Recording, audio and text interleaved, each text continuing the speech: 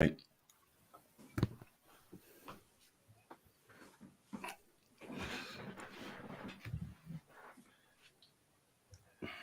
we all supposed to sit here in silence? They can hear you, you know.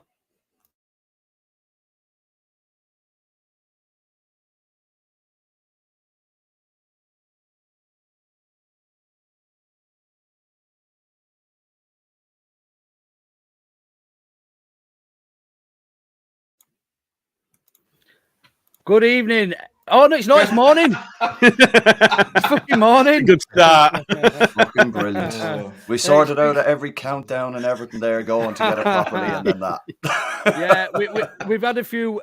For those of you just in that, Gilly's been working tirelessly on a few more bits and bobs for the pod. We've noticed that when we go live, people miss the important bits. You know, the intro, us saying hello to each other.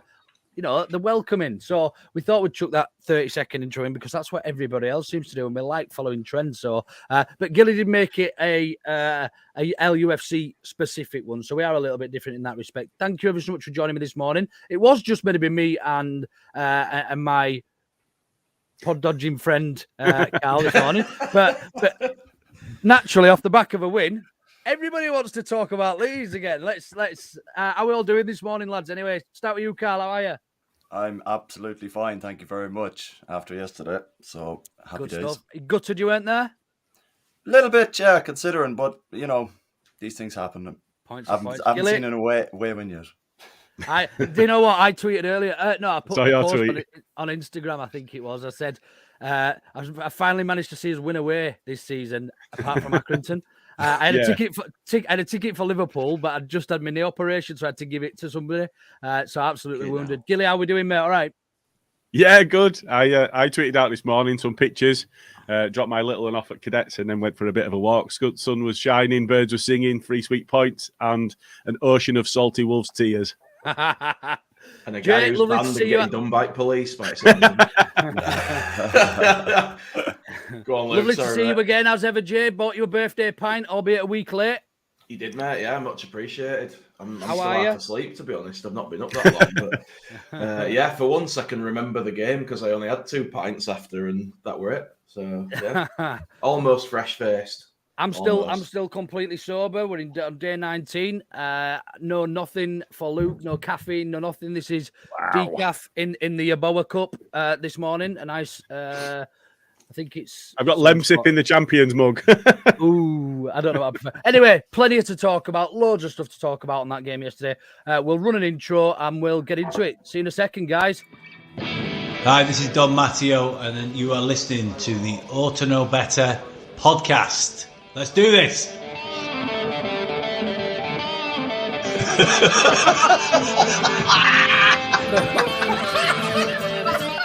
You look like fucking Brolin, you're a Leeds eating bastard. Look like some sort of fucking weird floating head. No. The utensil player a bit, innit? I mean, I feel a bit right, dickhead. Nothing spectacular, really.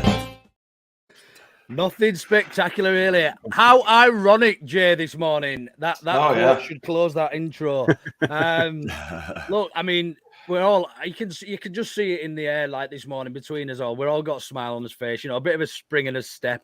It's mad. I was talking to some lads on the way out yesterday, and I said it's absolutely mad how much a Leeds United result determines my weekend. It determines my mood. Yeah. It determines how I speak to people. It determins how I act. It depends how I get up on Monday morning for work, and I decide whether I'm going to be a prick to people or whether I'm not. It just completely shapes my life, and it's scary, really, isn't it? Like, let's be honest. It has a knock-on effect in all aspects of your life, doesn't it? It absolutely does. And anybody who says it doesn't just lies, because it puts you in a fucking foul mood if Leeds play shit, or even if we play well and lose, we're still not in a great mood. But to go away from home and pick up the second away win of the season in the league from Accrington Stanley, yeah, it's a good position to be in. Jay, we were there, albeit not together. We'd bumped into each other in the pub afterwards. Right. But it's a funny place, the Molineux, isn't it, Jay? In terms of atmosphere and that, because they put you on that bottom stand and it's proper long. It's weird, yeah. And you sort of you hear at the start of a chant starting round your end, and then sort of 10 minutes later, you hear it finishing down the other end. It's like a Mexican almost, wave. Yeah, absolutely. And I mean, their fans were passionate. I mean, Wolves fans tend to be decent set of fans, but they weren't half fucking salty. Like, you know, it was... I'll tell you what, they were quiet for most of the game, to be fair. I expected more, but then when they got that second goal, it came alive, that place. Like, it were roaring. In half. It was loud as fuck. It was loud. Probably, it was loud. Probably loudest I've ever heard in an away stadium. I'd probably agree. But they were quiet till then. Yeah, but the thing that really got me were... Sorry, go on. No, go on. Sorry, mate. The thing that really got me was when we got our third goal, and it were, what, 59 minutes or something? And people started leaving. Wolves fans started leaving in the stand. They were singing, is this a fire drill? Scored on. Is this a fire drill we were singing? I mean, even though they lost the game, imagine missing that fight back and all that happened after. I mean, imagine after leaving. 3-0. The game came alive after 3-0. The game actually came alive. You know, I said to my mate, I said this game is only going one way. When they got it back to 3-2, I was down and out. I thought this is going. Everybody around me said the same. There was this lad stood next to me with his kid, and he were talking to me a bit. So he was saying, "Oh, it's only going one way. We're going to lose this now. We fucked this." And I was like, "Yeah, we have. We really have." All momentum had gone. It had all gone their way, and it was just barrage after barrage of Wolves attacks at that point. And all they were doing, the only thing they were doing was looking for Traore every single time. It worked. It worked for him, you know. Wing. It did, yeah. It did. Yeah. Karl, obviously missed this one, as we mentioned earlier on. I know you're a little bit gutted to not make it down there. Probably managed to listen to it on a international channel somewhere. But yeah, how did the first half look? Because we started really, really well for me, and I don't think Wolves really had that many chances. I mean, they did have a couple of chances. Meslier made a couple of good saves, but in terms of the balance of the game, we with Nonto in the first half, we looked like we probably could have got maybe 2 or 3 in that first half down that side. Yeah, I thought the opening 15 or 20 minutes we were very positive in the way we were playing. It was very much on the front foot, which is something that we're kind of used to in the sense that we had it previously with Jesse, where he liked to be on the front foot. But I thought there was more control over what we were doing yesterday, as opposed to the chaotic mess essentially that was Jesse Marsh football. But it was nice to see that we were actually kind of using the wings in that we were getting Nonto on the ball at every opportunity. Jay mentioned there that they were trying to do the same with Traore, but I thought for 15, 20 minutes we absolutely battered them and deserved to be 1-0 up at one point, you know what I mean? And over the whole course of the game, I thought, you know, there was obviously bits and bobs where we could have kind of suffered a little bit more at 3-2, you know, but I looked at it and I thought that we are sitting quite deep.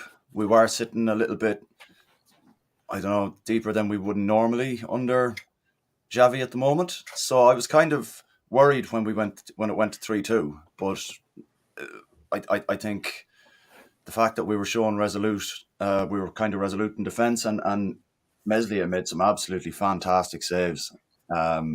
Regardless of how their first goal went in, I thought the save against Jimenez, where it was point blank and he stuck out the hand, I thought, Jesus Christ, that was absolutely unreal. And obviously we're going to talk about man of the match later on, and I think Meslier deserves a serious kind of put forward for that. I think he was absolutely brilliant yesterday. Yeah, no, I completely agree. I thought, I mean, I couldn't, for the life of me, pick a man of the match yesterday, but I put a tweet out asking other people's opinions yesterday, and as I say, we'll come on to that in a minute, but yeah, Meslier had an absolutely outstanding game yesterday in terms of some really important saves. And look, we've been critical of everybody. Jack Harrison is another one that I've been overly critical of recently, and I thought he performed really well yesterday. We'll come on to the players in that though, but Gilly, Karl mentioned there their plan of attack was pretty much they didn't have anything until Traore came on. They didn't have any other options, and then Traore came on, and Firpo obviously on a yellow card. Were they out of ideas? Do you think Lopetegui had them set up wrongly against us, or was it just that we neutralised them quite well? Because they didn't really have anything. I didn't feel they had Neto playing there in the first half, who caused a couple of issues coming on his left foot, but other than that, Traore was the biggest danger. Yeah, I think so. I think if you look at the balance of play, so Karl mentioned at 15, 20 minutes in, we were worthy of being in front. I think that's fair to say. Maybe not 20 minutes. I'd have said 10 to 15 minutes. We'd been on top, but actually we dropped deeper and deeper as soon as we got in front. Now, whether that's an intentional thing or whether that's a confidence thing and the players had gone, right, okay, we've got in front and either Wolves took the ball off us or what, they didn't seem particularly incisive. They didn't do much with it. And the balance of game, they had a lot of possession in that first half, certainly towards the end of the half. They didn't do much with it.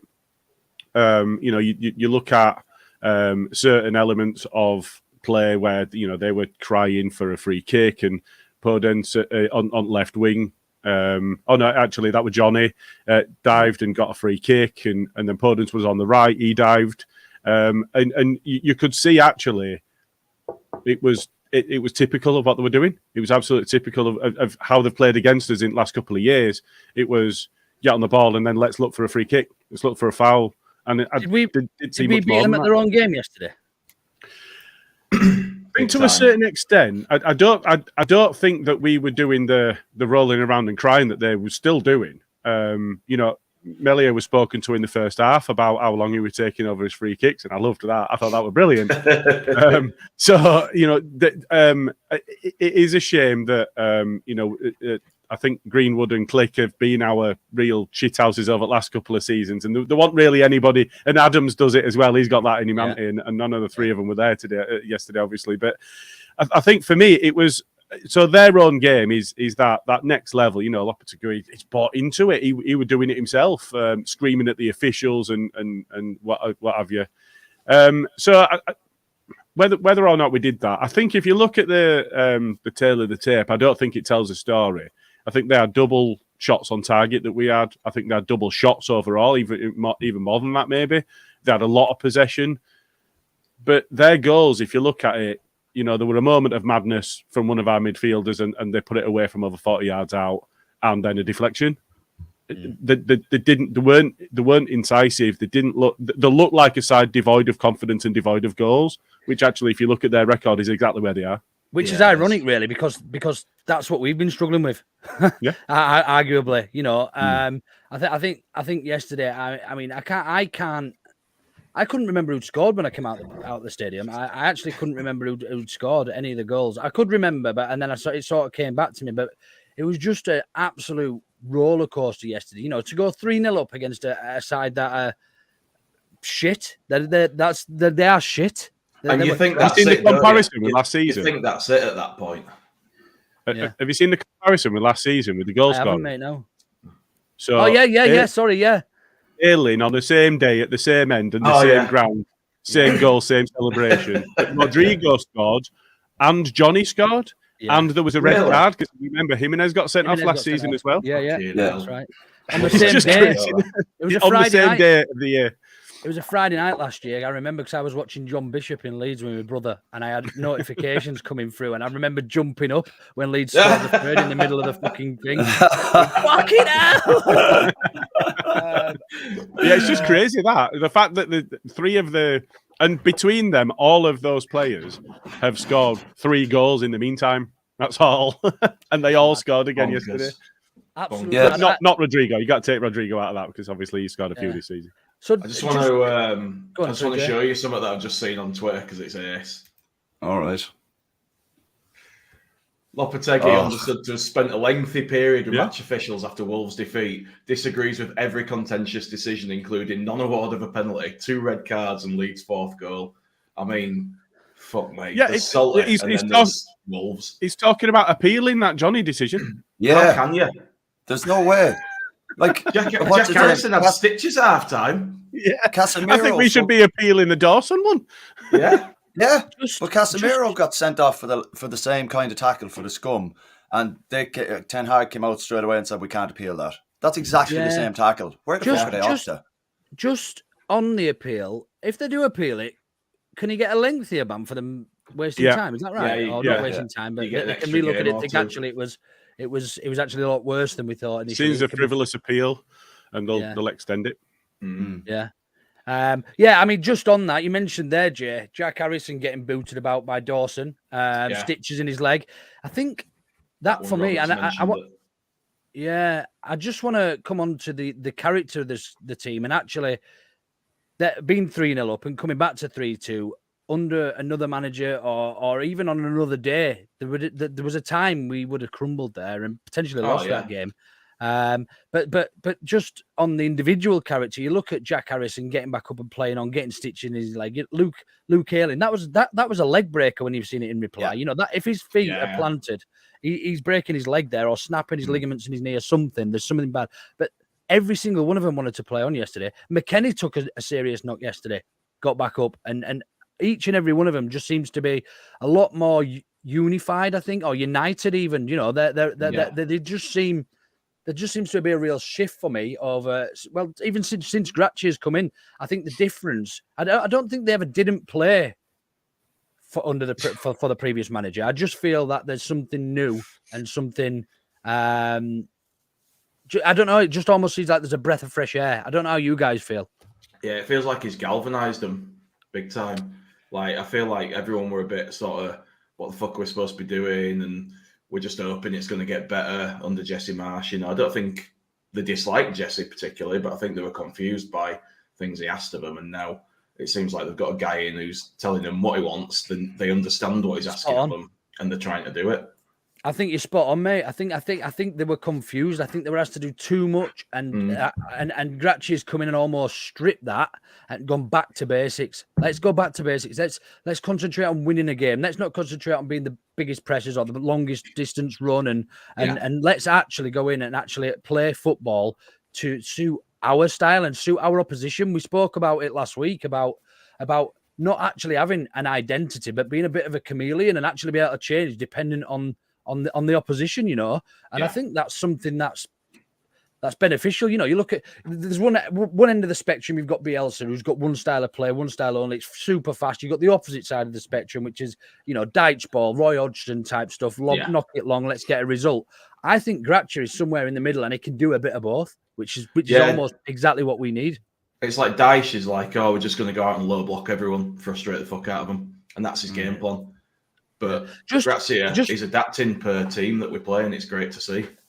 Just want to touch on that, Gilly. Yesterday, from the stands, it almost looked like we had two defensive styles. It looked like we in parts we pressed and spoilt, but in other parts we played a mid block, which is what we've come to see under Gracchi more often than not.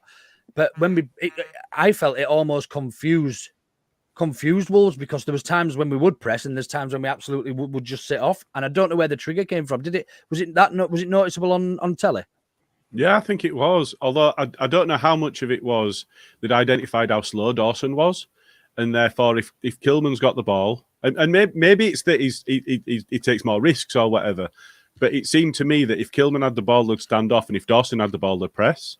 So it might not be that it was during periods of play we'll do this or we'll do that, but equally it might actually be, let's mix it up, because what we've talked about before about Willie looking better on the left and Jackie also looking better on the left, but then I'm swapping about. If they're both on at the same time, swap wings, mix them up. And so I would not. We've seen his adaptability already, and I would not be at all surprised if that was part of the game plan. Was actually the triggers will change. There's a clock in the stadium. 25 minutes in, change your triggers. It could well be. Yeah. It could be, and I think you're quite right in what you said about Kilman and Dawson. They probably before the game have probably worked on, if these two are playing centre back, which the 90% chance they were. This is your trigger. Dawson's bad touch, or if it's Kilman, let him play it. Let him play it out. So I hadn't noticed, but when I come to think of it, actually, most of the triggering in that first half did come down the away fans' end, which was Nonto, Paddy, or Aronson, whoever was lining up further forward of the two. But it did tend to be on Dawson's right foot. So you're probably right. But in terms of the formation, then Karl. Pretty much what we used to. McKennie just basically straight swap for Adams, and then but we do seem to be lining up in more of a 4-4-2 in defence, I've noticed. Yeah, we do seem to be all right. Like, but I'd just like to just mention, like, there's fans there last week and the week before going, what the hell are we meant to be doing here? What's Grassy at? This and that, and we've talked about it on here, saying, look, different tactics that the players need to understand are going to come into play the more he gets time on the training pitch with them. Now, he's had 2 full weeks with them where he hasn't had like Fulham in between or anything like that. And you can see the patterns of play and the way he wants to try and build from certain areas of the pitch. It's starting to look very, very coherent. And rather than a chaotic, get the ball forward as quickly as possible, if you lose it, try and press and win it back straight away, which left us obviously vulnerable at the back for a lot of the games previously. And I think the way we were lining up yesterday, you're right, Luke, in a defensive kind of line, we were definitely in a 4-4-2. But then it was similar where when we were in attack, we didn't necessarily break that too much in certain areas of the game, where we did play like a 4-4-2 going forward as well. But we were never second half though, great result though, Billy. Had a semi on ever since. Right, okay, yeah. Right. Nice. Nothing like a Sunday morning. He's on about the second half going. of this show, not the game. Oh. I was just wondering if it had gone one way or the other since seeing you, Luke. It's just stayed like semi. We know he's a fan. About the place there, you know. But yeah, no, I like the way that he's putting in the ideas, and like Gilly said, like we've always kind of looked like we're trying, and that the players are definitely understanding what he's putting across, more so I think than what the previous manager was trying to do. It's like they have confidence in the tactics. Yeah, and that very much shows on the pitch. Like, I think that's they must sit there and think this guy actually has a plan. He's actually looked at this other team and he's come up with a plan to go against them. I think you're right. I think there's only when I think it's a really good summary, Karl. I think it goes back to saying us saying about being able to adapt and have that bit of a difference. So when we look back to how we used to set up under Marsh, look, it looked good sometimes, but there's only so much you can change when that is your style in terms of your opposition. You can't really change what you're going to do to the opposition. If that is your style, that is your style. And you've only got to look yesterday and see how we changed from a press and how we went to a mid block and how we let them have the ball when certain players had it, how we stood off certain players, how we were happy to let Neves have it sort of on the halfway line, but nowhere else. You know, we seemed to press him a lot more when he got a bit further forward. And yeah, I just think for me it was a very well disciplined performance, other than the silly goals, and I'm going to come on to the goals. I mean, our goals I don't really want to talk about. We all know, we've all seen them. But in terms of the first goal, then, so I've seen a lot of question marks over Meslier's head on whether he should have come out and edited it, on Rocker's clearance again, but I don't think we could be too harsh on either of them. There's a 95% chance that Johnny Otto does not score there usually on any other day. It's a poor header. In fact, it's a great header. He gets it to his player's feet. He comes out. He makes sure. Does he have to come? Debatable. But he gets it to Rocker, who decides to swing a leg at it. Unfortunately, it drops to Otto, who then has a pot shot from whatever it is, 40 yards out. So I think pinning the blame on anybody for me is going to be pretty harsh for that one. See, I think you're right there.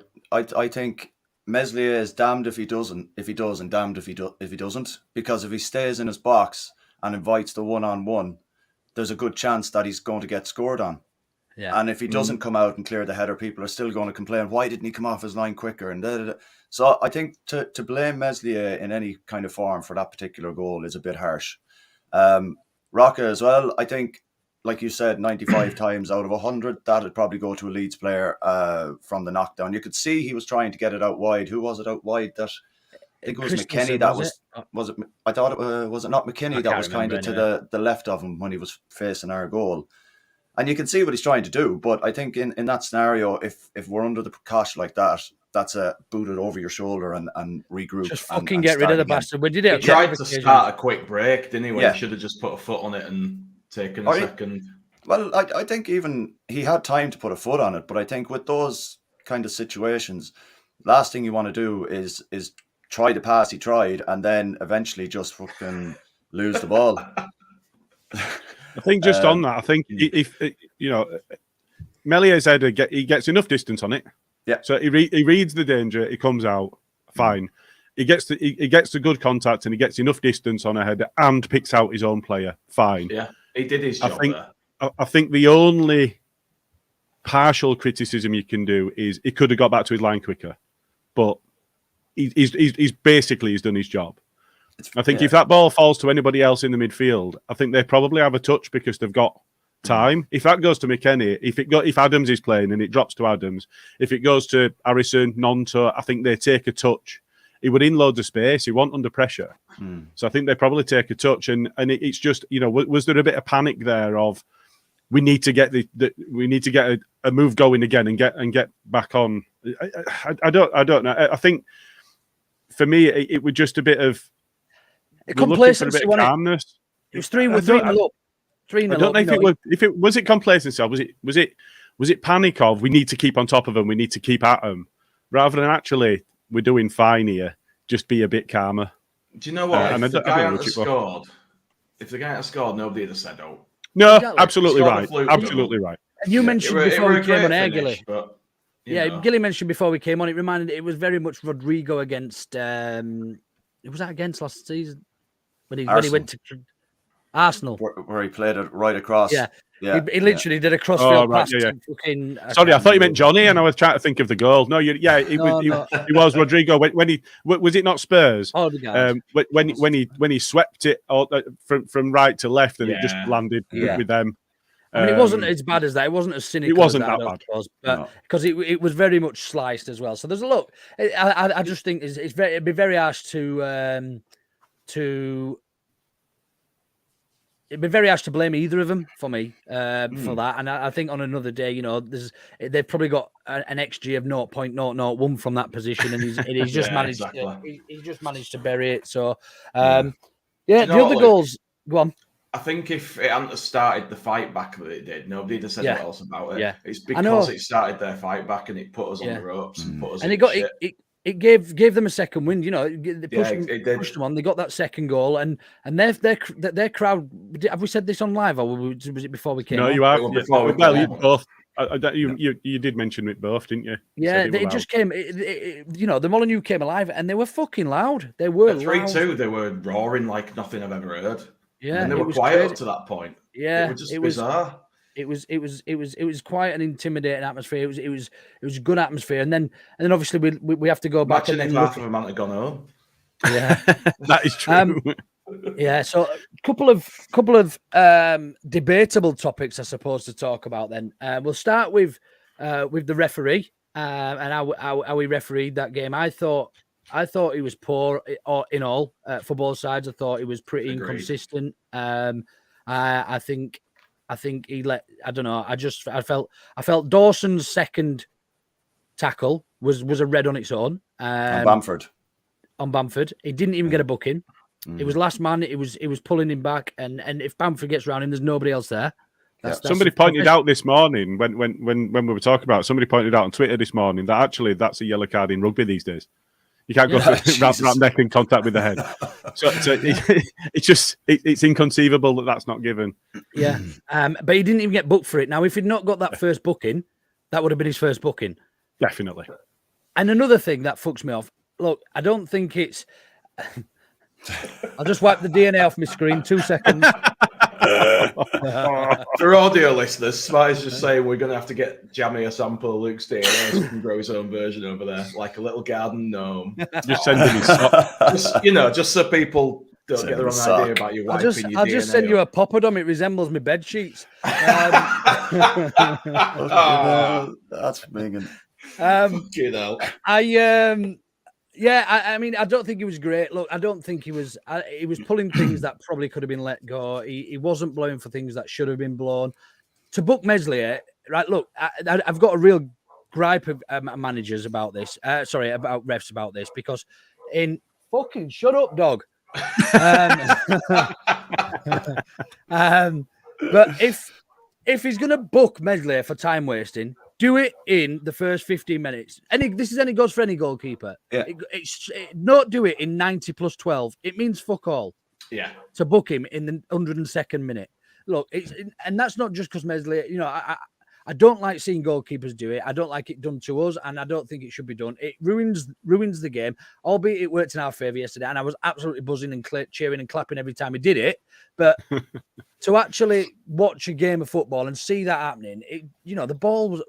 I don't know exactly how long it was in play yesterday, but I bet it wasn't very fucking long. And last season, I think when we played Wolves at our place, I think the ball was in play. Was it you said something like 12 minutes? 12 minutes in the second half. That was about it. When we played Wolves at home last season. And it's just, who wants to go watch a game of football where the ball's in play for 24 minutes? You might as well go watch fucking American football or fucking... But yeah, when it gets done to you, when it gets done to you, you're kicking off and going mad on social media. And I don't like it at all, Jay. Yeah, I don't, but you can't have it both ways, can you? You can't be going to teams doing that and that being your game plan most of the time. But then, what the fuck is that noise? That was me. Not me. But then when it gets done to you, it's the worst thing that's ever happened, and you're going. I'm just prepping some DNA. but to completely ignore that comment, that's exactly what Newcastle did. Newcastle are up the league because of the time wasting, the spoiler tactics, the taking advantage of frustration against the opposition. They complained about our time wasting, and it's absolute hypocrite. Absolute hypocrite. And Wolves are exactly the same. The fact that they're complaining about our time wasting when that's been their entire MO for the entire time we've been back in the Premier League with them. It's what they're known for. It's gobsmacking. Yeah, it really is. Regardless of who the manager is, it just seems to be their club philosophy. Well, just on their manager, Lopetegui's been quoted. He's I don't know if you watched Match of the Day last night, but basically he's been quoted as saying that they've been hard done to by refereeing decisions, VAR, and they've actually been apologised by Howard Webb, is it? Yeah, twice. Twice recently. Yeah. Now they asked Ashley Williams last night if he had grounds to be upset with VAR and with the referee yesterday, and I agree with Ashley Williams actually. But I mean, obviously non-bias here at all, but they didn't have a ground to complain on, because ultimately where VAR got involved, one, yes, it was a red card. Two, theirs wasn't a goal. Did VAR even get involved in that for the offside, or was it just linesman flagged it? I think it was just flagged, wasn't it? Was it? And then obviously the last one. Now I do want to talk about this because I think there may be a foul in the build up to this. Rodrigo's goal. I mean, it's very soft, but letter of the law. I've got a comment on this one, and I'm just going to flag something up here that happened when we were attacking them. Yeah. I was going to go to that point, Gilly. Yeah. Yeah. If the pull on Traore is a free kick, and don't get me wrong, you often see them given, then absolutely fine. I'm okay with that, as long as that's a penalty. Absolutely. Yeah. I mean, by the letter of the law, it's not in the box. He's going to give it if he gives the Traore one. So, by the letter of the law, it was a free kick, the Traore one, but it didn't impede him in the fact that he stopped and get to the ball. He got the ball, then stopped. He got the ball back. At the ref. Yeah, he stopped dead, then looked at the ref, and the ref in that moment, it's completely feasible that he could have said, "Oh well, he did foul him, but he got the ball anyway." So just there was a lot on. There was People a lot. Always asking for games to flow. You can't complain when it then does. No, there was a lot of sort of tackles and not even tackles, but marking on Paddy, which was debatable as well, which involved a lot of shirt pulling and throwing him to the ground and things that, if you're not going to give a free kick for that, then argue. I mean, the letter of the law suggests that would have been a foul on Traore. He decides to stop. His fault. Play to the whistle. You get taught that when you're a kid, 4 or 5 years old. Play to the whistle, and he's relying on sort of getting a decision there that didn't go his way. It would have been very soft. Absolutely would have been very, very soft. But I still believe that. Anyway, Smarty, what the fuck are you doing in the comments? You're meant to be hosting. He goes and sits in his caravan, doesn't he, and pretends he can't get online. I've just noticed I'm covering him here on a Sunday morning. But yeah, it would have been very, very soft. But look, all in all, I don't think the referee was great, and I think he relied on his. Just on that, I think he got the big calls right. The penalty, a lot of them. The penalty was never a penalty. The Dawson one, the first one could have been a red. The second one should have seen him walk. But you often see refs not give the second yellow. He gave yellow to Johnny first, but then went to VAR and then changed that to the red. They're what we call big decisions. This is a professional And referee that cannot see that on a pitch. Yeah, no, I agree, but what I say on the Johnny one is he does get a touch on the ball. Now it's an absolute red card, but you can see why a referee's gone right. He's got the ball, then he's got the man. I'm going to book him because I can see that he's caught the man. But then on second viewing, you think, no, actually, that's a stonewall red card. But I can understand the ref giving a yellow at first. It's overturned, and that's what VAR's for. He was told to understand it. He was told to go and check VAR for the Rodrigo goal. He did. He didn't overturn the decision. He gave the goal. I thought he got, on balance, most of the big decisions right. Is that the first time we've seen someone be told to check it and not reverse the decision? I don't think I've seen that before. The weight of it, 90+% of them will be changed. It's the first time it's happened for us in our favour. Yeah, in our favour, I think so. Yeah, but then a lot of the marginal decisions actually went against us. So I mentioned before, Johnny dived in the first 5 minutes. He got a free kick for it. It was an absolute dive. Ayling didn't touch him at all. He kind of fell into Ayling and threw himself on the floor, and they got a free kick just on the byline. Podence dived. The penalty, I'm not going to call that a dive. He did throw himself to the ground, but there was a bit of contact. He won a pen because he got the ball. And it's not. But there absolutely was not enough contact for that to be the result. It was one of them where it were probably, from the Wolves player's point of view, it were worth a shot in his mind because the guy touched him. Yeah, but that's their MO, isn't it? That's what they do. Yeah. So I think on balance, they probably had the weighted decisions in their favour, but the big calls, I think, probably he got more right than wrong. I thought it was shit most of the game, to be honest. Personally, but I think you're right. I'd say he did get a lot of the big calls right, but the way he officiated the game, I didn't like it. The first half, it felt very much like it would only give Leeds free kicks when it was in their own half until the very back end of the first half. And the fact that we got more cards than they did. Yeah. And it was as if he was trying not to. We did get more cards than they did. They got 4 cards. Now, all right. Nunes isn't counted as that because he wasn't on the pitch, so it wasn't counted as, if you look at the betting approaches and the number of cards given, I don't think that would count because he wasn't on the pitch. But Semedo got booked, Dawson got booked, obviously Johnny got sent off, and João Gomez got booked. We had 5, and that doesn't feel right in terms of the balance of play and the way that each side played the game. That doesn't feel right at all. No, and Firpo being on that yellow absolutely ruined him having to deal with Traore because he couldn't take any chances. It was a good decision to bring Rasmus on at that point. Yeah, I was just going to come on to that, Karl. So we talk about sort of the flexibility in Gracchi's formations and the way he's adaptable and he does like to change things up. Now, we obviously went to a back 5. We had a comment from Skip about that before. Yeah, we went to a back 5. Not that one. And obviously got the third goal immediately, pretty much. What an impact Rasmus made. I thought he'd lost the ball. I thought he was doing his normal stuff. He managed to nick it back from Johnny Otto, of all people.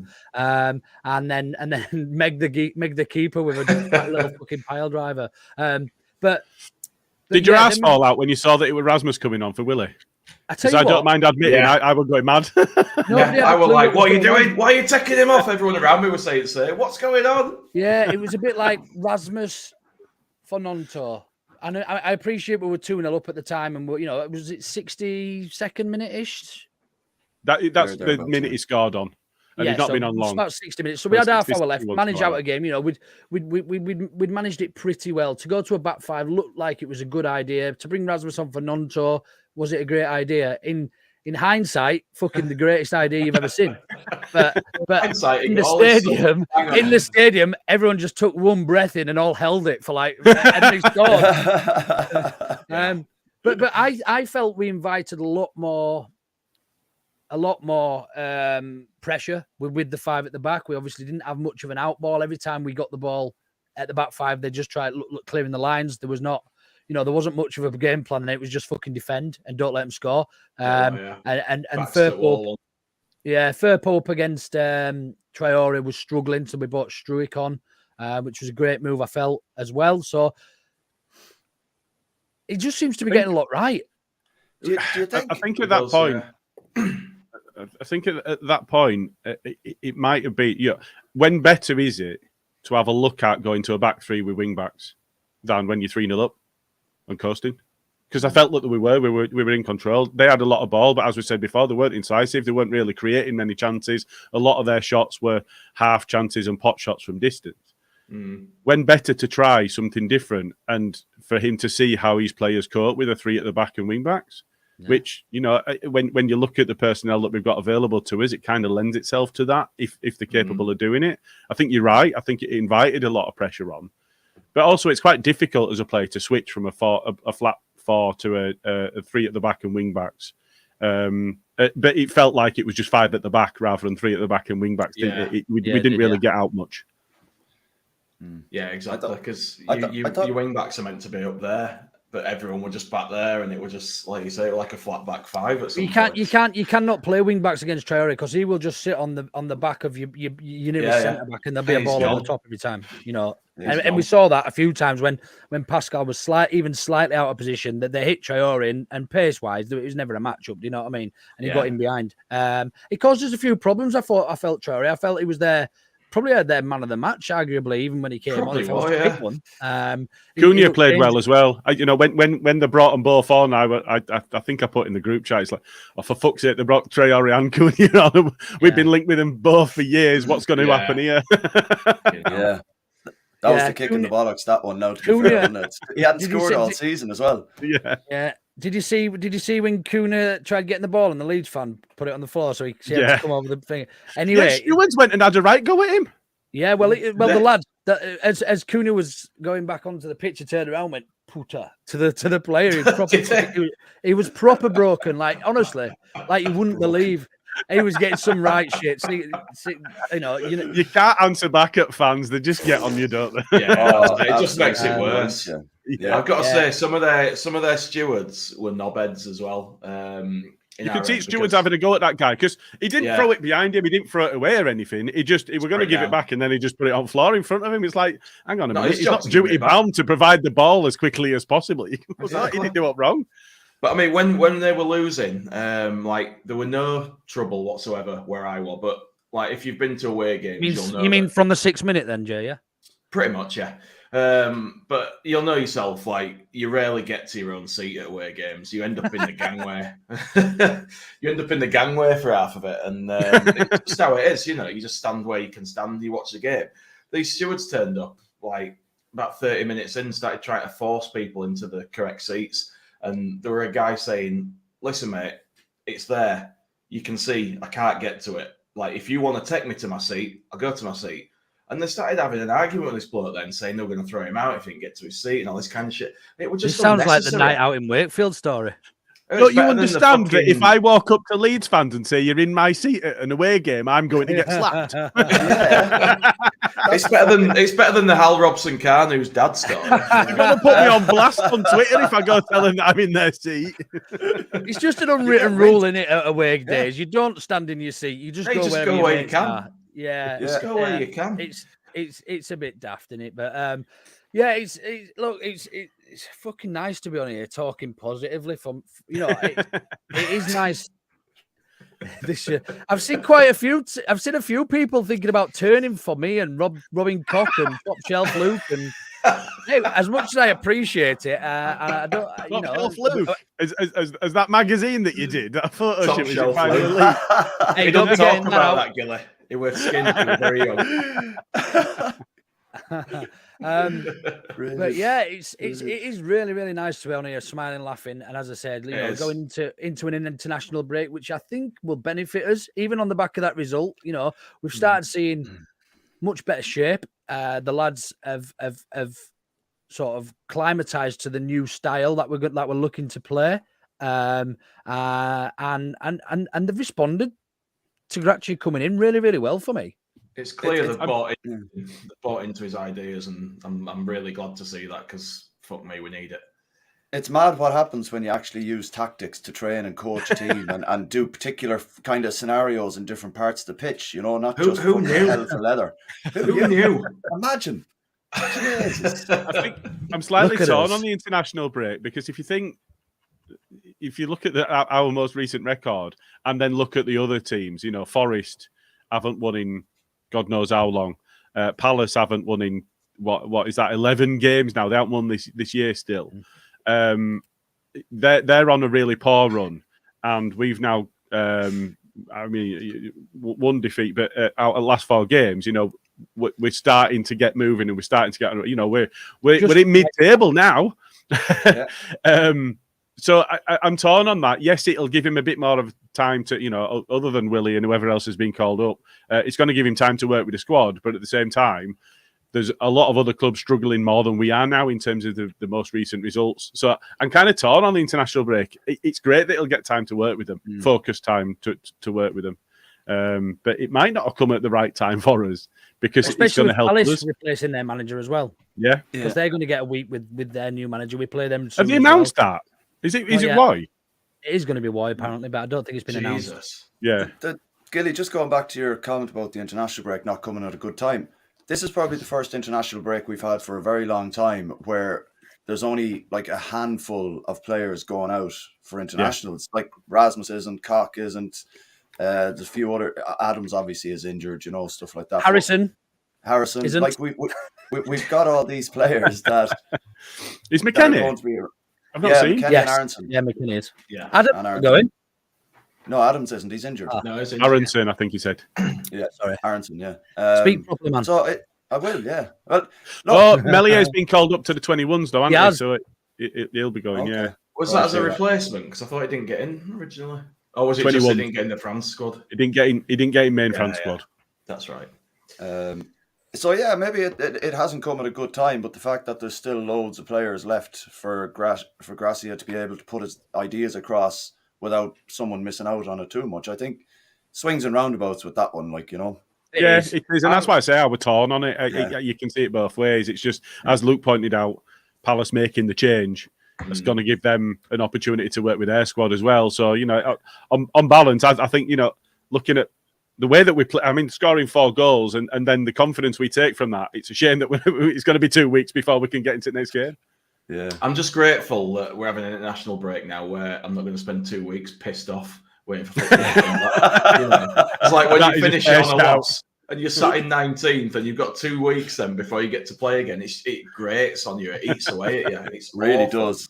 You can't look at the table or anything football related. And it's just like, oh, God. It's polar opposites to waking up today and looking at the table going, yeah, lovely stuff. We're that high up the table. And then you're kind of, international break, you're constantly looking at it going, fucking hell, I wish this break would finish. Just so finish so we can get back into it. Yeah, so I've got a bit of a public apology to make based on a player's recent performances, and that's on Jack Harrison. I thought it was absolutely dynamite yesterday. I did. I thought. Look, he has been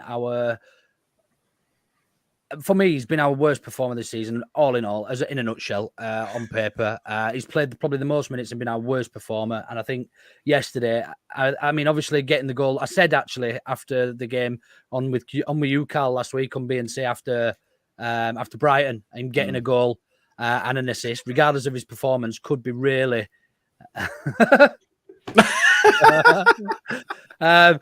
just for the people who are listening, Jamie has just said to Karl in the comments, Karl's just happy we aren't teasing him today on the pod. Great fella with a face like an unmade bed. Definitely not like your bed sheets, though. Thank fuck. Got away with words, this Jamie. It's got away with words. Brilliant. Wow. Yeah, so that's in addition to you having a lot of dogs on your paper round, Karl. I think you said the other week. Apparently so. I'm just a worn out looking fucker, really.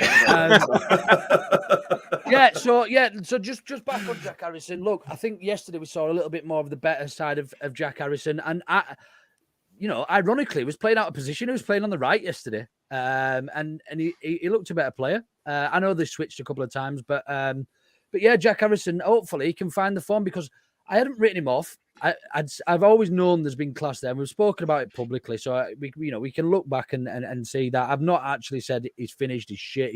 I have said he's shit, but only based on form. And look, he has been awful. And hopefully, as I said, the poor performance last week, even though Gilly said he was the best player on the field, even though he got a goal and assist on the back of that poor performance, and then yesterday in with the goals again. I just hope we can get that Jack Harrison back that we know. It is a consistency issue, isn't it? Absolutely, but he's been inconsistent as shit all season. It's the consistency that you know. And is it now? You look at what is it? 2 goals, 2 assists in 4 games. Now that he's being coached by somebody that's not a hater of wingers. Yeah. No, I get that, but you've only got to look at the performance last week and say, look, he got a goal and an assist. He's got 2 goals and 2 assists in 2 games. I was reading a few Adam Pope tweets after the game. Well, sorry, no. If you give the Rasmus one as an assist, he's actually got 3 assists, I think, because he got one in first game. Oh, sorry. Yeah, look, I wanted to sell Jack. Fucking, I'd still sell him. I'd still sell him. One performance does not maketh the man.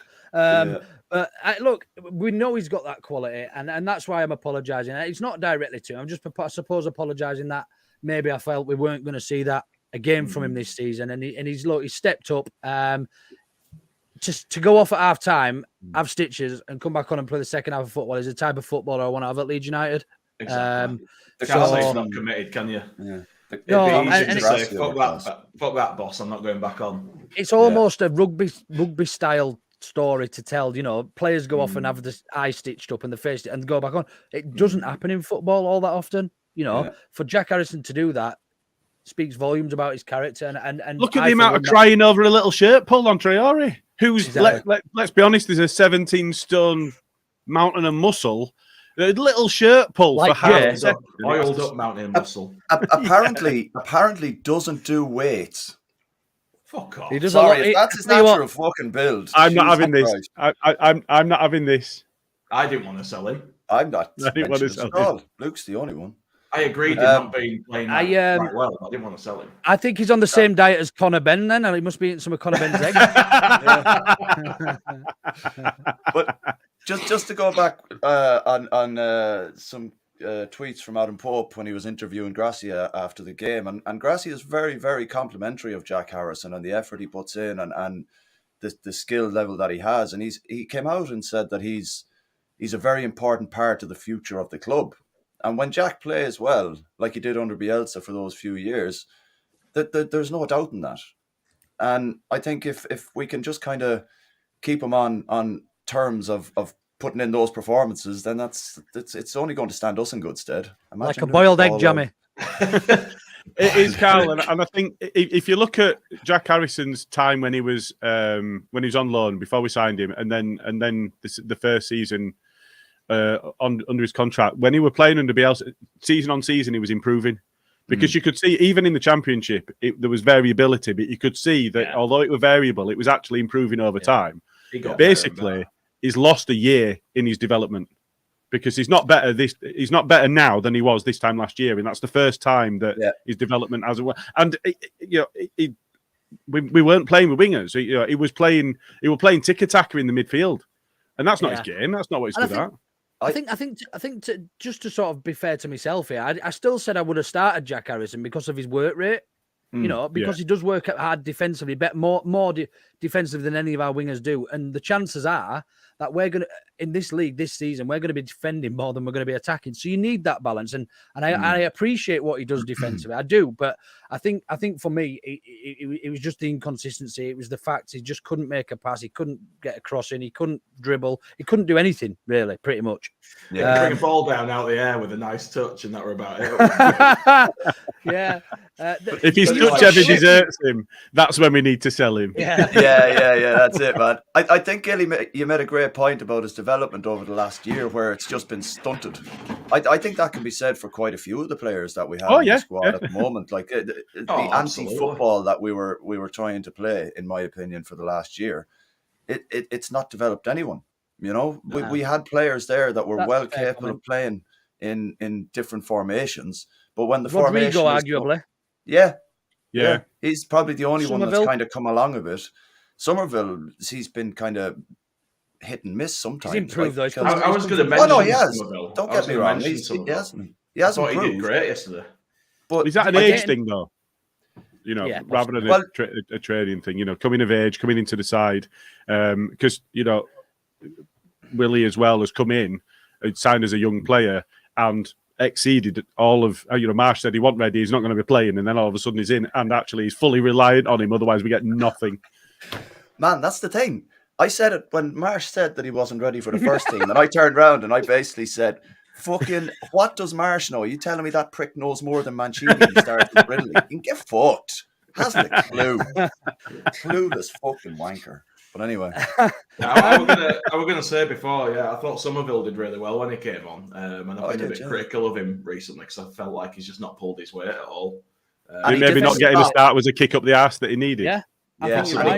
He put a bit of a shift in when he came on. Yeah, when Traore tried to claim the free kick, he didn't stop. He kept going. And he paused momentarily, didn't he? But then carried on. He did that little turn, and they were like, fuck this, I'm off. There was no one within about 10 or 12 yards of him anyway. So even if he did stop completely, he still had space and time to run in and play the ball he played. And then he showed Bamford how to make a pass to somebody up front instead of that fucking effort. Why did Bamford shoot, by the way? Did you see Bamford having a go at Aronson, though? I was just about to say it. You fucking stop that, man. Go on, Karl. You go. What's going on today, Karl? Are you in no bitter?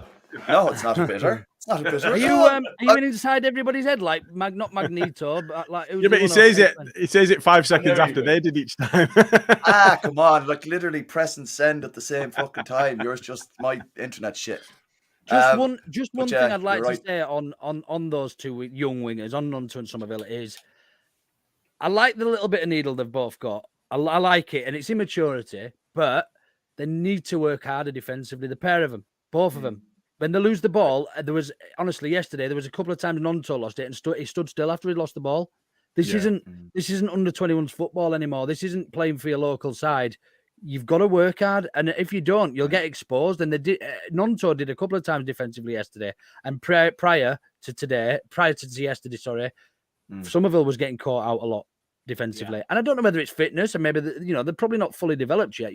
They're still young kids, and it'll come with maturity. We've got two absolutely cracking players on our hands, no doubt. With the ball at the feet and going forward, they just need to work that little bit harder, more harder defensively for me. Unless you're Messi, you don't get to just stand up front. Exactly. When Cine going to get his chances better than Harrison and Somerville? He's just coming back from injury, isn't he? He's being not fully fit. It's not fully fit. It's a great problem to have as well. I think again when we get back to fully fit and players performing, it's a nice headache. But one other thing I just wanted to pick up on, obviously Adams out yesterday. Did we miss him? Obviously McKennie came in and did his job. It's not McKennie's favoured role. I thought he did it well. I thought it was tireless yesterday, McKennie. I don't think he did anything spectacularly, but I think he did what he needed to do well. You were tidy enough. I think you're right. I think on balance, I don't think we missed him too much. We'd have had a little bit more control in midfield, I think. Going back to the points that we've just made, on Twitter, there's actually a lot of people saying Adams is lost in this formation. He's great in a Marsh setup, but he's not looked as good since the change. I think it's very, very early to say that, especially for a player that, for me, has performed above everybody else this season consistently. So, even if he has... if he's at a 7 or 8 every week, and then he has a couple of 5s and 6s, I think he's earned the right to be able to do that when everybody else has been variable in their form. But I think you do lose a bit of control because, for me, I think he's been our best midfielder this season. I think you're right, Gilly, but I think his passing's been a little off in the last couple of games. Yeah. So I don't think we missed that Tyler Adams as much as we missed. You say that. Good Tyler Adams. When I went back to have a look at Jack Harrison's world of a performance last week, one of the things that I did pull out of that was Aronson had 2 fairly good chances to get in on goal that he was just brushed off the ball from, and they both came from good Adams passes. So you say that, but equally those in front of him, if they're not doing the right things and they're not taking advantages of the passing, then he doesn't look as good. It's like when you leave a review for something, innit? You only ever really leave a bad review for something. It's difficult because you expect these players as professional footballers to do the basics well and do them normally as a part of their every day. When they don't do something basic well, that's when it becomes apparent and becomes, they're slightly under the microscope and it starts to fucking grind and piss you off and make you angry and you start slating them. And that's when momentum builds, when more people see it, and it almost then creates that, that echo chamber for a bit of a, having a bit of a scapegoat within the squad. And I think that has been Harrison recently, and I've been guilty of it. Before that, you're going to go look at Junior Firpo and his turnaround from when he joined us. He's had, he looks absolutely settled. He was great yesterday, I felt. I don't think he was poor. Actually, he wasn't great. He made a couple of mistakes, but he defended quite well yesterday, which was always his worst part of his game. We've always seen that he can go forward, he can put a cross in, but he's actually in this shape and style has learned to defend. So I just want to move on to the centre backs yesterday, who I felt each of them were fucking incredible. Yeah, I think. I thought both of them were out of this world yesterday. I think Koch and Verber are going to be our centre back pair and moving forward if they carry on playing like that. They've got a very good understanding of how each other plays. And I know you're not Koch's biggest fan, Gilly, but I think not having Llorente in there beside him means that he's able to concentrate more on what he needs to do rather than trying to cover any mistakes or anything like that might come the way of a mess up from Llorente. And that's not having a dig at Llorente by any means. I just think Koch is someone who needs to be led a bit, and I think Verber is the type to be able to kind of nurture him to improve on a very, very big scale. And I think they're right. I think they're class, the pair of them. Do you know, this will sound really bad, but I'd completely forgotten Llorente existed. Completely gone out of my mind. So, I think it was in our pod chat yesterday. It could have been on Twitter, but where we would be now, especially as Coops had been injured, where we would be now had we not signed Verber. What a signing that has been. I mean, not even the amount that we signed him for, but the impact he's had. Immediately, he came on in midfield. Was it Accrington? He played in midfield. He played at left back. He's made that centre back position his own. I still don't think Koch's good enough, but he manages him through the games, and he's doing pretty well. So I'd be looking to replace Koch, to be honest, in summer. But Koch out. Yeah, I mean, they were perfectly. I mean, you look at some of the block. Verber were really unlucky with the goal because he'd made some really, really good blocks, and actually that was just rolling through Temelier's hands. And it's just one of them freak occurrence. It gets a deflection and it bobbles into the bottom corner. You can't blame him for that. No, but I think if you look on the BBC website, Jack Harrison got man at match. Well, he scored the opening goal. He gave himself an assist. But for me, and I know somebody mentioned Melier earlier. For me, I'd give it Verber. Right. As far as good business goes, 11 million for Verber. It were 11 million to fix a defence. That is fucking great business. Well, almost. The ironic thing, he was signed as a fucking left back because Firpo was shit. Now Firpo's fucking ace. I can't dislodge Firpo. Just before we continue about it, right, now's your time to just type in the comments who was your man of the match for yesterday. We'll have a bit of a chat about it now, and then we'll see who is the most popular. So go on, get your comments in. Who was your man of the match from yesterday? He was signed as a centre back, as a left back, and he's the best centre back in the fucking league now. It's unreal, isn't it? It's mad how things turn out. Have spent shitloads trying to get defenders like they've got the butcher though. Right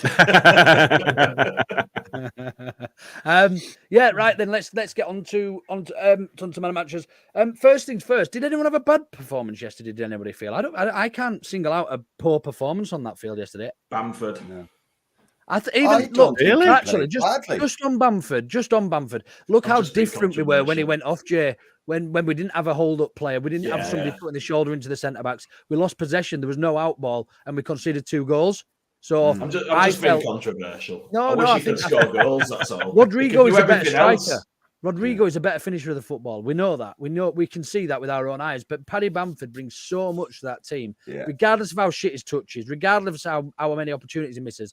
As a centre forward, he is an absolute nightmare. Defenders hate playing against him. You can see it. They hate stepping up against him. Yeah. he's a totally different kind of player to the one that we signed all those years ago. Like he's actually turned into a bit of a bully now when it comes to trying to boss and a centre back that's trying to harass him. Like I think, like Luke said there, if we've no hold up play further up the pitch, then how are we going to progress that way? It's essentially back to marsh ball if we've no one to hold it up at the top of the pitch. Yeah, agreed. He does add an awful lot of value to that front line.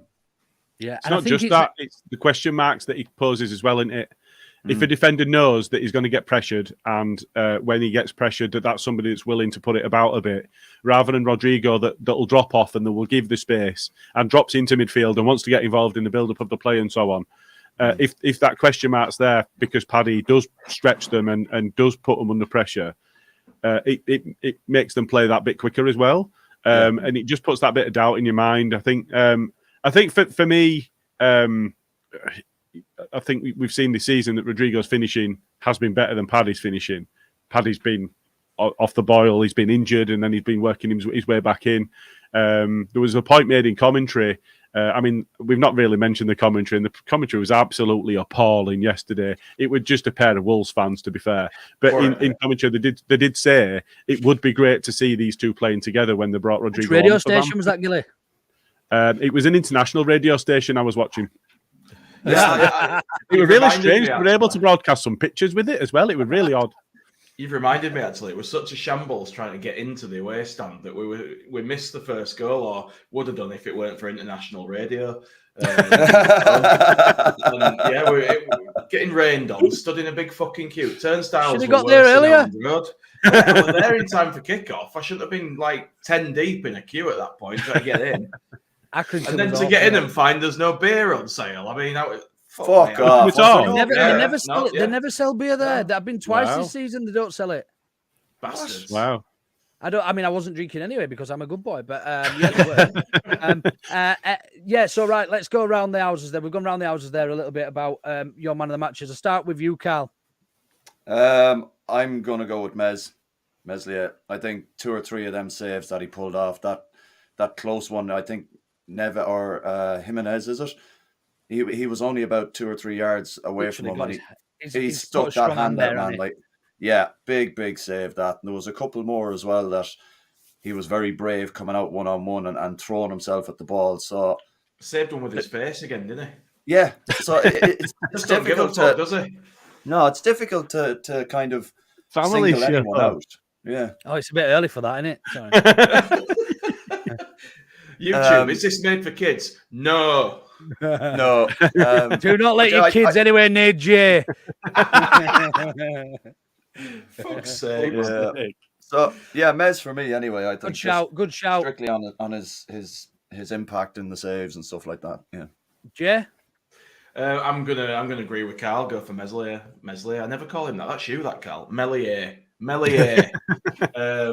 Yeah, I think he did a great job. And when we were really up against it, he really came through for us and shone. He made a lot of important saves. And the thing is, like, even when he gets smashed in the face, whatever, it doesn't put him off the next time. He'll go and do it again, and he'll just keep going. And I love that about him. Maybe he could have got back on his line quicker for that goal, but nobody expected that to happen. I'm not going to blame him for that. That was a fluke. It were a freak. Yeah, we've all been critical of Meslier, and shots at his near post earlier on the season where people have said he's cost us games and stuff. But the amount of important saves he makes that tend to go relatively unrecognised. I think he's a vital part of this team. I hope he's with us for a long time. But Gilly, last but not least, well, I'll be last but not least. But go on before me. Who's your man of the match? Yeah, I'm not going to go with him, but just to mention, Meslier is the first. He's the youngest now to hit 100 appearances in the Premier League at 23. So, fair play to him, and it was a good day for him yesterday. I can see why you've gone for him. Jack Harrison had another worldie of a performance. For me, the season. I'm sticking with Verba. I think he's so important to us, and some of the blocks, some of the tackles. There were a couple of times that they were looking very dangerous, and they were on the break, and it would have 1-on-1, and he came away with the ball. I thought he had a really, really good game again. Yeah. Same. I agree with all them points apart from the another before Jack Harrison. I thought, but yesterday his best performance for us by a long shot this season. Meslier, another great shout. And it was going to be one of the centre backs for me because I thought they were at both class. I just felt Warber was better than Koch yesterday, just with some important blocks and things as well. But he's just brought a new dynamic to the team, another leader that we've missed. I think when Coops is out, although Ayling was captain yesterday, you could see Warber talking to the players, telling them to keep going at 3. When it got to 3-2, he was geeing them up and saying, "Come on, we need to pick it back up." And it's an important type of player. Anybody who's played any level of sport knows how important these senior players are, or not even senior, but players that are naturals at talking to people and helping people and supporting them. And these younger players sometimes do need a little bit of slap on the arse and just say, "Come on, pick it back up. We need another good 10 minutes for you to get swing it back in our favour." So Warber for me yesterday. I will ask one last question. Who would you take from that Wolves side if they go down in the summer and we stay up? Let's start with you, Gilly, seeing as you went last time.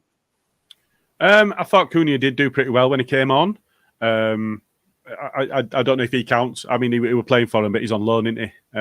So in terms of that, I think if you look through, I'm struggling a little. I think Neto played all right.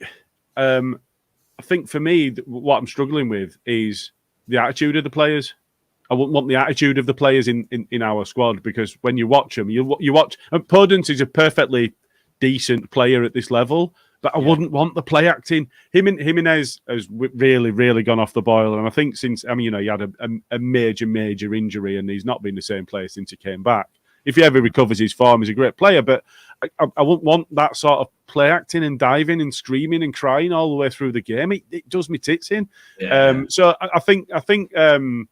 I mentioned Kilman earlier on, that we stood off him when he had the ball. I think that's because he's fairly good on the ball and he's pretty quick. He's got a good touch, but he'd play in Berber's position, and therefore I probably wouldn't take him. But he's a decent player. I wouldn't have Traore. I think for me, if he counts, even though he's on loan, I'd probably go Cunha. Jay? Purely on footballing ability and none of the rest of it, as Gilly alluded to there, I'd probably go for Neves. I think he's a really, really good player. But about 48, isn't he? He's 25. Yeah. But I won't want all Neves. I won't want all this shit that comes with him when he was like 19. Wow. I'm stunned. Yeah, I won't want all the bollocks that comes with Wolves players, like Gilly says. But I think on football ability, I'd take Neves. Yeah. Karl? I'm going to agree with Jay there. He's probably the one player I'd take from that team that would add to the midfield. But I think, again, like Gilly was saying and Jay was saying as well, it's the fuck acting and the childish carry on that would upset our team. And there's no way they get 50 million for him if they get relegated, which was the question.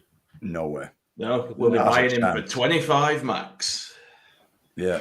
I don't think relegated. 3 dime bars and 7 bags of rainbow drops paid over 5 years. With that depends if it's still Rabs in charge. Great, good point. I like the look of the Brazilian lad who played defensive mid. Was it João Gomes? Is it? Yeah. He played central defensive midfielder for him. He broke up play relatively well. He was probably there. I felt their best player in terms of actual footballing ability. He looked calm on the ball. He seemed to always find his man. He didn't do anything out of the ordinary yesterday, really, but he looked very, very steady. He'd probably a bit of an upgrade on Mark Rocker, I think, maybe potentially. But I think Neves probably would even be a bigger upgrade. But if I was to pick any there, I don't like Neves and his attitude and that. So I felt like that I would probably pick that young Brazilian fella. I don't even know if he's young. I've never even heard of him before. I think it was his first start. It was his first start for them yesterday as well. That lad who played. Nick G just says, I don't get the rumours last year about Traore coming to us. I'd hate that bloke at our club. And that's a pod all over fucking. That's a full fan base. I think everybody's gone, what? Especially with the price tag. I would have had him, but watching him yesterday, he got so tired so quick. Yeah. Honestly, he made 5 or 6 good runs down that right wing, and looked dangerous every time. After that, he was coming. He wasn't looking for the ball over the top. He was coming short. He didn't want to. It's because he's so fucking muscly. He's too much Yeah, muscle mass. he's too heavy. It's like when sprinting like that. You'll have seen it.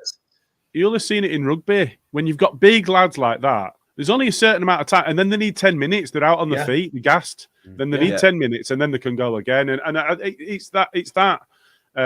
He's almost too big to be a footballer in the position that he plays. It's really strange, but totally I don't think he's effective. You know, I've said before, he's basically he's Darren Huckabee plus baby oil. I don't see much more. You know, he might be slightly faster, but he also doesn't have the same level of stamina that Huckabee had for us. I don't rate him at all. And with the money that Wolves would be looking for him, I think it'd be crazy. I think they're reaching with what they're asking for. Yeah. I think Sarr is a decent keeper, but the only reason that I didn't even contemplate him is because I want Meslier to be our keeper for the next 10 years. Yeah, I want him to be a keeper for the next 20 years. Fair comments. It will. Look, it's nice to have you all on here and just actually have lots of positives to take out of a game. And I think it's been coming, and you know, we've had positives to take out of a number of games and just not been getting the right results or been unlucky. But now it's actually nice to be on the flip side of that coin and actually have had a bit of luck going our favour. You know, a couple of decisions gone our way that rightfully gone our way. Not saying that. But, yeah. So yeah. Anybody else got much else to say apart from I've just got a little closing bit to do, and then anybody else want to mention anything else from yesterday before we do? I just want points. I'll let Karl go first. Sorry, Jay. I just want to say it's nice that we were on the right end of shite refereeing for a change because it really makes a massive difference. You know. That's all I want to say. Although I think he was a shite referee, Karl, I don't think the decisions that went for us were because he was a shite referee. They were spot on. No. I'm not saying that. I'm just saying the way we got referee. Yeah. Yeah, we just got to look at the draw with them this time, you know, because we haven't had that all season. Like, you know, Christensen got taken out by Sa at Ellen Road and nothing. You know, it didn't even go to VAR, and then there was decisions yesterday where it did go in our favour, which was good. Yeah. So. Yeah, just on this comment from Robert, actually, quickly. How about Gratchi from another match? He's getting better play out of every player making the right decisions. Spot on. I think he is making the right decisions, but it was really nice to see him in his comments after the game praising the players, and it was the players as win. It wasn't anything to do with the coaches. The players are doing it, and it was really nice. That with Conte. Yeah. Absolutely destroyed his players. Yeah, he didn't have, and the board. Yeah. Yep. Trying to get sacked in it. Jay, did you have anything else to say, mate? Yeah, a couple of things. Firstly, I'd just like to give a special mention to that wet wipe Wolves fan on Twitter. I did wonder if you're going to mention it. Had some back and forth with yesterday. This arsehole, he didn't only do it to us by the sounds of it either. He were mouthing off and he were tweeting pictures of Galatasaray knife sets and things like that, and then blocked us when we gave him it back, and then he deleted his account, so his mum must have caught up with him. Actually, if you watch your mate, you're a prick. Somebody somewhere reported him to, is it West Mercia? Yeah, they did. Hey, reap what you sow, don't you? The other thing was Wolves. It looked like they had safe standing in that stand at the end. They did down, but they were all sat down. Yeah, they had safe standing where I was, Jay, down in that What's far. that all about? Yeah, and they're all sat down, so they can get in bin. And the other thing, I was just going to ask you guys if anyone saw that ruckus that happened at the end. What actually happened? Because I didn't catch that. Like, got shoved in it or something, and they all kicked off, and someone got sent off on bench. Yeah, no, was in the crowd as well. By the way, did anyone see that? No, I didn't. Yeah, he was off to give a shirt to that young fella. Right. Yeah, I thought you meant while it were kicking off. You were kicking off with somebody in the crowd. Whoever got sent off, they were getting dragged away by bloody Costa, weren't they? Yeah, it was Nunes that got telling you to calm down. You know you fucking lost it. Yeah, so it was Nunes that got the red card, I think. But I think from a viewpoint of what had gone on, it looked very much like they were still screaming at the officials. The Linos then backed into him, then fallen over, and then the man's got sent off. But the thing is, if he's not outside the technical area screaming at the officials, that doesn't happen. Yeah. So and they got away with that throughout. You know, Lopetegui, he was in their faces just about throughout the entire game. It was pointed out that other managers have been warned and then sent off for screaming at the officials when they're looking at VAR, and that he was doing that. There were a Wolves account that I retweeted that had said it's about time that Wolves and Wolves fans got respect from officials, and in that same tweet shared Lopetegui screaming in the officials' faces. I saw that. Yeah. That's not respect, lads. Right next to his head, lads. That's not respect at all, lads. Why aren't you respecting us? Right then, brilliant. Thanks everybody for joining. I am done in. I'm back on with Joe later tonight at 8:00 on the Just Joe's football show to say it all again. So if you fancy hearing me repeat myself, I'll be on with Joe. But just one quick closing comment before we do finish. Happy Mother's Day to all your mothers out there, everyone else's mum, and to all those mothers who are no longer with us. We understand, obviously, it's not an easy day for everybody. So try and enjoy your day best you can. We'll be back on Tuesday night, I think, with a little bit more of a brief on the game from the weekend. Don't know what we're going to talk about on Tuesday because there's no game now up until Arsenal. We'll probably just have a bit of a general chat. Cheers, and take it easy. Thanks ever so much for all of the comments. We do appreciate them, and thanks for joining us on this Sunday morning. Here's 2-3 points. Let's get some more. Cheers, lads. Cheers.